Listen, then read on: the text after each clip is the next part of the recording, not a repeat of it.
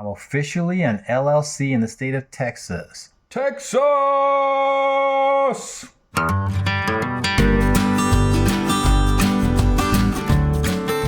Now that I'm purchasing a building, I want to make sure my investment is protected. So I have to have insurance. I assume that since this building had already been in the film TV business, that it might be a little bit easier to get insurance coverage than it was when I was looking at some warehouses. Not so. Still rejected by a lot of companies as far as wanting to insure it.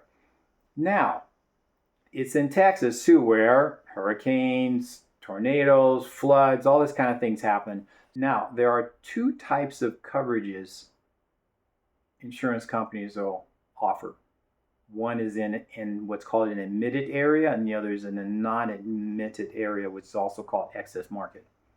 This is in the non-admitted area, which means people don't want to insure because the risk is too high for them.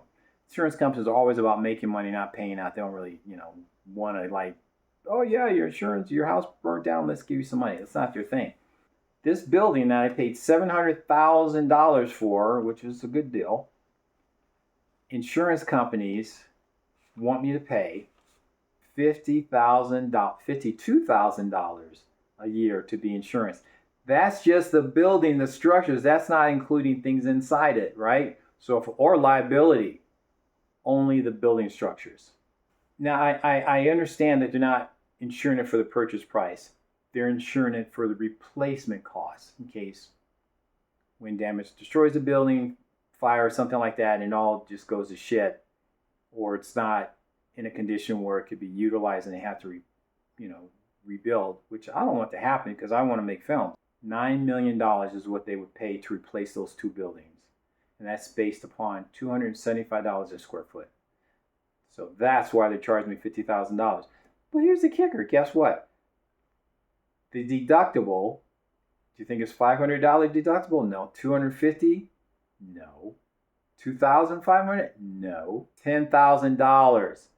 If a hurricane happens, it's a $50,000 deductible. I'm like, you guys are on acid. I don't really have a choice. I can't say, I'm not going to get insured. I'm not going to pay this. This is outrageous.